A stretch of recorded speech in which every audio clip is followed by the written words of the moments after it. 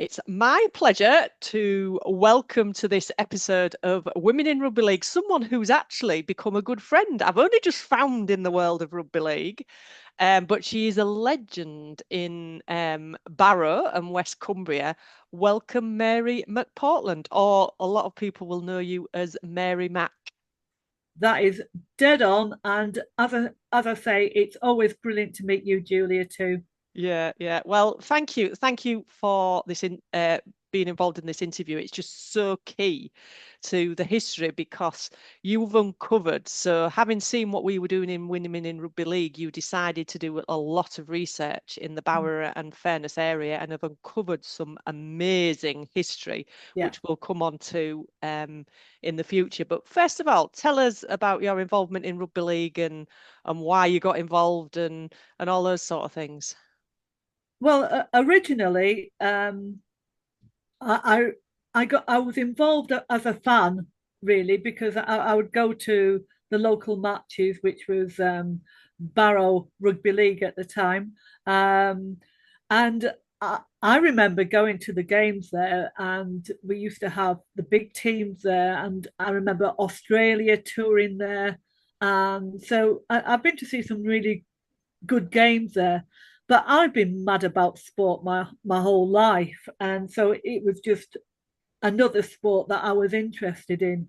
Never thought that I would ever get to play it, even though I probably thought I'd be well suited to it. Um, I was up for anything sporty, really, and how it happened, completely out of the blue, to play rugby league. I went to this tournament, which was a local event, and I was playing in the hockey tournament. So we'd duly played in this hockey tournament, loads of matches, and I think we won. And I then get a call to to play for rugby women's rugby league in the afternoon tournament. So I donned one of the old shirts and I end up playing rugby league with my game skirt on. Oh, I didn't realise that. Yeah. So I played rugby league with a game skirt, and one of my overriding memories of that first match was myself scoring a try in the process of my skirt being ripped off. But I kept going, took Oh one for the wow. team. Took one for the team, so you were running down the wing on your in your knickers. Yeah, well, yeah. People have been traumatized for years afterwards. And that we found out as well was because there was four teams in that tournament, wasn't there, from There the were, area? It was yeah, like a festival of of sport, sport yeah, um, at Dalton, wasn't it? yeah. Which is just outside Barrow. And we had And loads of spectators, and it was quite an event because I don't think anybody had seen anything like it. It had helped the fact that I was a fan of sport and I'd seen the game before because I kind of knew what to do. yeah, But what it was a revelation to me though, because I just love the physicality of it. And the fact that I could go running full blast into people and not have to slow down, I just loved it. I knew I was a handful, and I thought, yeah, I really fancy this. I love the aggression and the physicality of it all. And to be honest, I think I quite like a bit of confrontation, to be honest, no, not knowing surprisingly. you. And that was in 1982, and this is the bit that we're absolutely fascinated in uncovering. So the festival happened, and then lit some games between those four teams began to happen, didn't they? So you played for Ulverston Wildcats. Indeed. And then there was a team from Barrow, wasn't there? Yeah. And Askham and Dalton to Yeah. start off with, and then eventually Millom joined Yeah. in the year after. They did. Yeah. And you all started playing in like a league format, didn't you? Playing We each other. did. And we all played each other, and the rivalry was pretty intense, as you can imagine. And the standard of it was impressive. I really didn't think how impressive it was. I just thought it was a question of us playing sport. But looking back our standard of play was really good. And it was, because the proof is in that you've also uncovered a documentary that was done by Granada Television, which was in 1983. Yeah, And they covered a game, didn't they? And the warm up to the game, interviewing you all, but actually the game itself. yeah, And wow, the standard is high. yeah. I thought so, considering we come from a little small town and we all play locally, like little towns against each other. The standard was fantastic, and when I look back, I actually look at the caliber of play. Uh, it was top draw. Mm. Even though I don't mean to blow my own trumpet because I was one of many, but we were really strong and we could really play. And interestingly, you were playing 13 aside as well. Mm, Because the actual formation of the Lala League, Ladies Amateur Rugby League, which we'll come on into a minute, mm. had to go to 9 aside. But actually, you were getting games of 13 aside Yeah, of full contact rugby league, weren't you? yeah. And for what we know now, unless there's another Mary Mac approaches me, we think this is the first, competitive league or competitive games that went on ahead on a regular basis in Yeah. the UK. I believe so as well because I mean we played 13 aside, quite rightly so, and but we were playing with scrums that were competitive. What went on in them scrums was nobody's business, and and we also had contested play the balls as well. So not only it was physical in every sense, you had no let up really, and I was a kicker, so there was no things as tees or anything like this. It sounds like going back to the olden days, isn't it? But It is. yeah, cheers for that. But no, and you had to really learn how to kick the ball and how to place a ball in the mud very often. And yeah, I mean, it was rugby league in its purest form, I think. And we're just trying to unpick at the moment a bit more about those games, aren't we? So we're going to be Mm. interviewing a lot more people from that time. Hopefully, yeah. Yeah, because do you remember much about your coaches at the time and what they were like? And Well, I think you're probably aware that I've had a lifetime in sport, all various different sports, and I've had the pleasure of working with and alongside loads of people in sport. And I've got to say that Dapper and Derek were just brilliant because it could have been an environment where we were just token women mm, or um, like a novelty item, but we were never treated that way. We were always treated with respect. Our training sessions were brilliant. Have never experienced such good coaching before in lots of different sports, and they were top draw. And we had set plays, we had moves, and the way that he treated us was that he wanted us to be good at sport, and we were, and it was they were really personable people as well, and we had such a good time together, and we're still friends to this day. Sadly, Derek and Dapper are no longer with us, but they were just fantastic, and you can speak to anybody who knew them, and they would be saying the same things as me.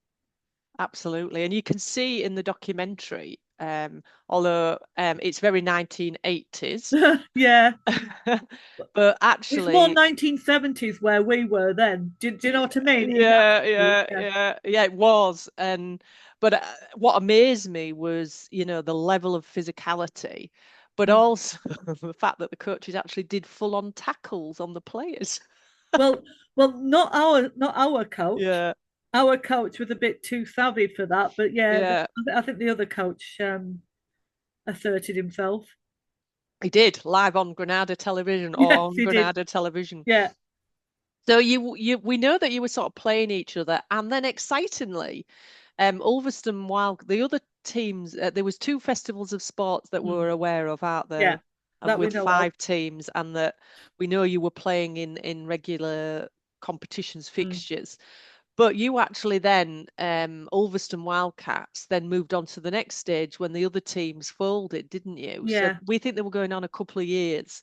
So tell us a bit more about that and beginning to travel to the depths of Yorkshire and Lancashire. yeah.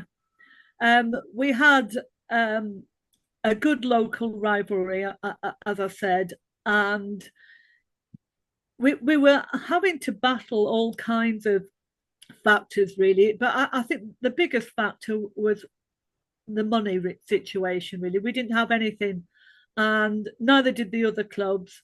And it became increasingly harder to maintain our matches.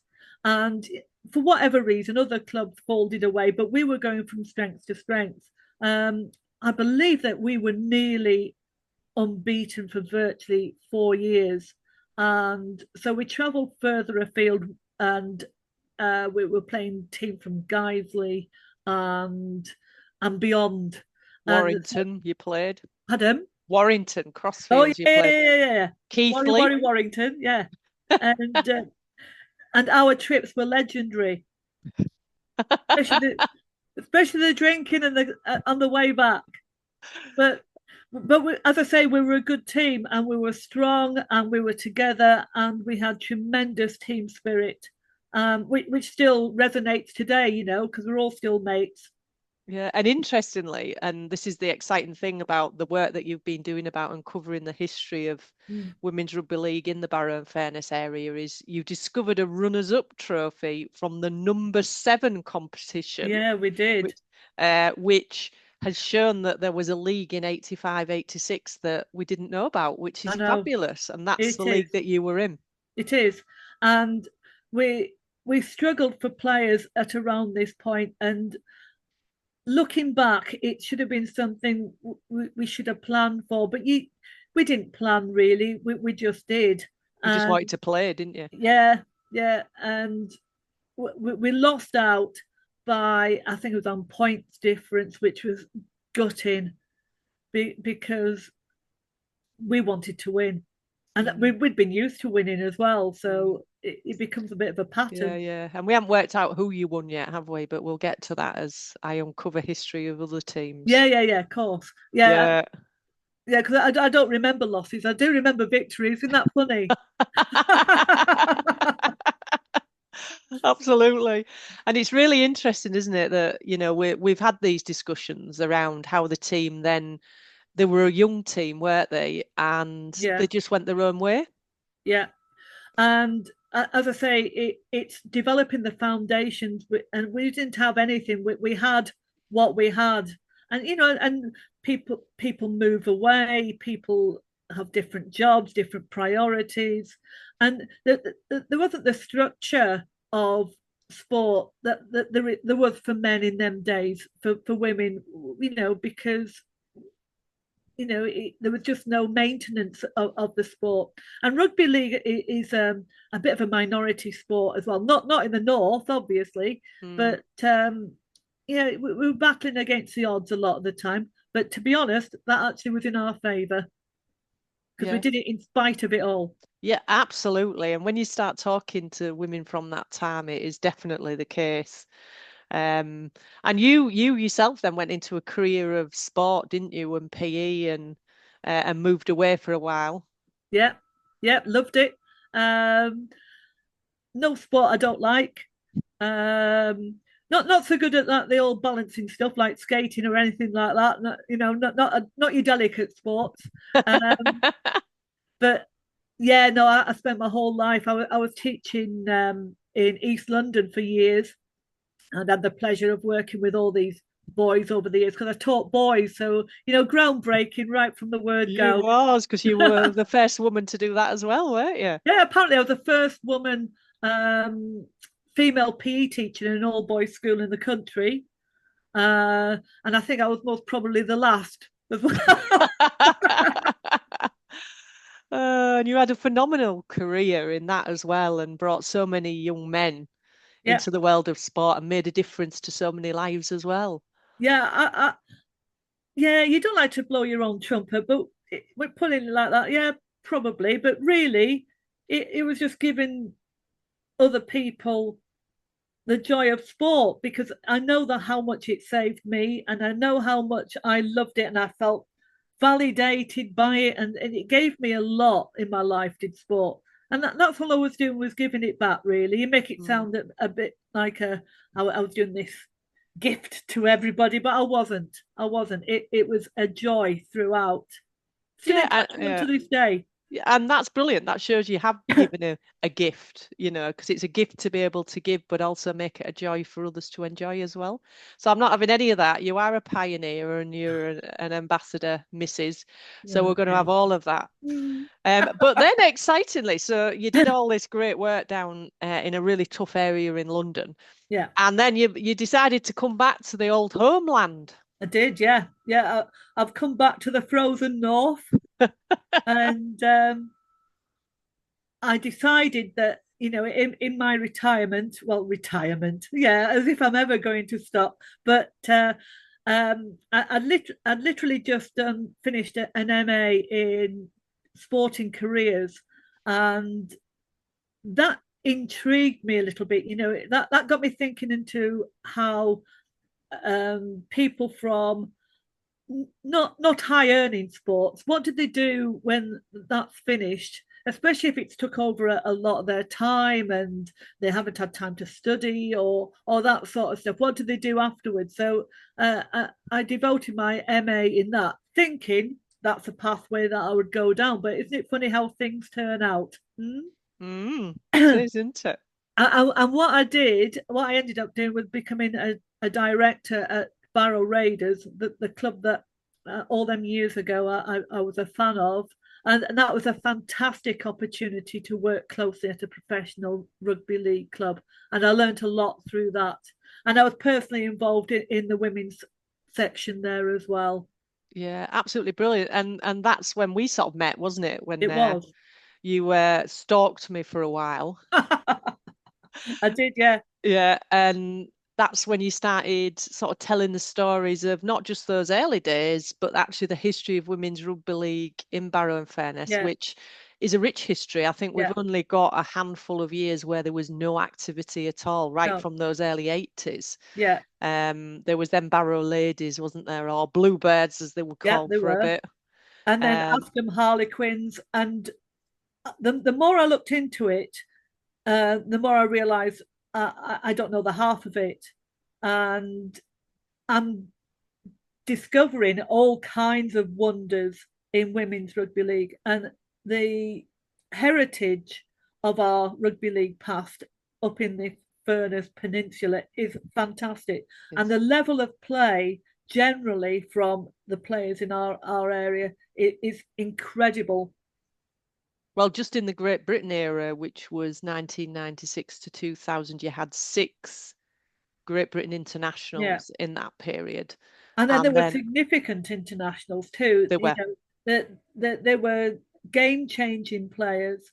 And I think we also had another tier underneath that of players who likewise were strong and skillful, and yeah, incredible to have so many Hall of Famers in effect just in our little area. yeah, absolutely. Well, obviously, you've got Sally Milburn, who's now in the Hall of Fame, but actually, those that went in 96, such as Flo Jo Yeah, and the kitchens, Kitchens, yeah, are now in the Hall of Fame as the 1996 team, aren't they? and quite right too. And Absolutely. but there is a little bit of a sadness with this, because you look back and you think, oh gosh, that could have been us. Do you know what I mean? Yeah. But I don't want to sound any bitter or twisted or anything like that. Mm. But it it's quite nice, to have the recognition of the early days, because we kind of glossed over a little bit, really. Well, we didn't even know about it, did we? No. Up until you started doing that investigating and Yeah. pulling out all the evidence that something was happening, the world wasn't, and we're only just now beginning to tell people about it. Yeah. And it was a significant part. And it's interesting. a lot of women I'm talking to, oh, they do look back and say, oh, I wish I was born later. Yeah. When they look at Women's Super League now and the opportunities the women to get. But actually, without the trailblazers and the women that did it in those early days, Mm, we wouldn't be here now. Because I mean, no. I think Barrow had about ladies had about 14 years, and they were usually in the Premier or Division One, depending Yeah. which was the highest division.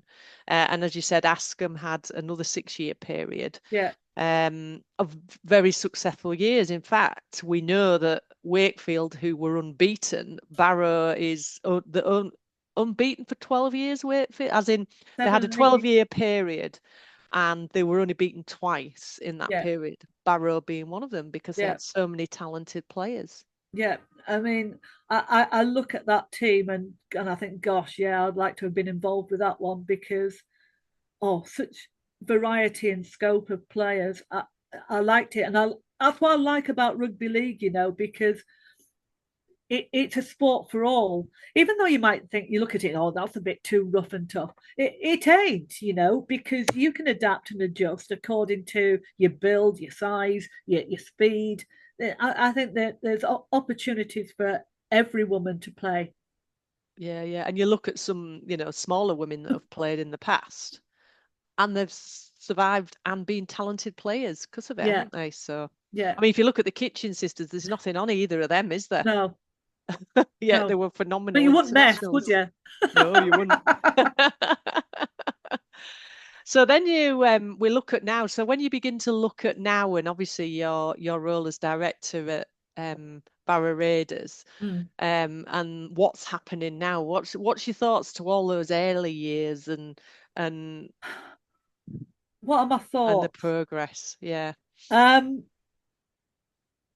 I, I think personally that there is scope for this game to really improve and to really motor on. But I think that you know the game of rugby league generally needs to be revamped, and I think people generally need to be introduced again to rugby league. I remember when it was Super League first started, and there was a big old razzmatazz, and there was a bit of an interest in rugby league. I think something needs to be done to reignite people into the sport because it's such a brilliant sport, and yet it's not noticed really in the great scheme of things in other sports in this country and beyond. I think looking back, um, again, it's all about developing foundations and strong principles. And even though I see the women playing in Super League now, we were effectively the Super League of its day. And so the 90s squads, they were the Super League of its day. And I'm not too sure, I reckon that I don't know. We could have given them a good game, and I Mm. think that team in the 90s and Barrow in particularly would have been, I don't know, title contenders. Mm. I would agree, having watched quite a lot of videos now Yeah, of different games and seeing that Granada publication of Ulverston and Barrow playing, yeah, there was a high level of skill, yeah, um, fitness as well. I think, yes, training's finished a bit different to what it used to be, but actually, if you look at the Great Britain squad, they were before their time in training. yeah. I They were agree. doing the weights and the conditioning, And personal target and setting and personal all that. target Yeah, setting and everything. And I think you're right, they would give them a good go this day. yeah, I think as sport and exercise develops, obviously athletes develop, don't they? yeah. But I think you're right. I think they would give them a good go. And I think once we get over the fact that it's a sport in its own right, and it's not a sport that I did just because I was there for hockey, and so and then I slipped into the rugby league. It's to make rugby league your sport of choice Hmm. rather than something else.